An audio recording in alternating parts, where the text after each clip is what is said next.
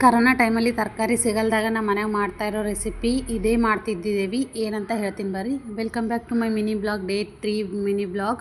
ಇನ್ನು ಇದು ಬಂದು ನಾವು ಕರೋನಾ ಟೈಮಲ್ಲಿ ಡೈಲಿ ಅಂದ್ರೆ ತರಕಾರಿ ಸಿಗ್ತಿರ್ಲಿಲ್ವಲ್ವ, ಅದ್ರ ಸಲುವಾಗಿ ಅವಾಗ ಏನು ಮಾಡ್ತಿದ್ವಿ ಅಂದ್ರೆ ಬ್ಯಾಳಿ ಮಾಡಬೇಕು, ಅನ್ನ ಮಾಡಬೇಕು, ರೊಟ್ಟಿ ಮಾಡಬೇಕು, ಮತ್ತು ಅದ್ರ ಕೂಡ ತರಕಾರಿ ಏನೂ ಇರಲಿಲ್ಲ. ಹಾಗಾಗಿ ಮಾವಿನಕಾಯಿ ಸಿಗ್ತೀವಿ ಕರೋನಾ ಟೈಮಲ್ಲಿ. ಅದು ಭೀ ಬ್ಯಾಸ್ಗೆಗಿತ್ತಲ್ವ ಕರೋನಾ, ಹಾಗಾಗಿ ಮಾವಿನಕಾಯಿ ಸಿಗ್ತೀವಿ. ಮಾವಿನಕಾಯಿ ತೊಕ್ಕು ಇಲ್ಲ ಖಾರ ಅದು ಕೊಡ್ತಿದ್ದೇವೆ.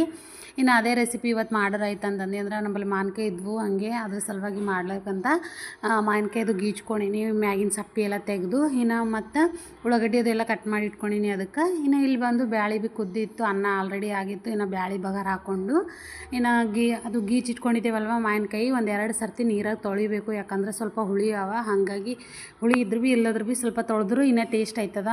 ಜಾಸ್ತಿ ಹುಳಿದ್ರು ಚೆಂದ ಅನಿಸಲ್ಲ, ಅದ್ರ ಸಲುವಾಗಿ ಒಂದೆರಡು ಸರ್ತಿ ತೊಳೆದು ಅದರ ನೀರೆಲ್ಲ ಹಿಂಡಿ ಹಾಕ್ಕೊಂಡು ನಾವು ಉಳ್ಳಾಗಡ್ಡಿ ಭೀ ಬರೀ ಕಟ್ ಮಾಡಿ ಇಟ್ಕೋಬೇಕು. ಉಳ್ಳಾಗಡ್ಡಿ ಭೀ ಸ್ವಲ್ಪ ಖಾರ ಇದ್ವಂತ ಅವು ಭೀ ತೊಳೆದು ಮತ್ತು ಸ್ವಲ್ಪ ಅರಿಶಿಣ, ಉಪ್ಪು, ಖಾರ ಎಲ್ಲ ಹಾಕಿ ಮಿಕ್ಸ್ ಮಾಡ್ಕೋಬೇಕು.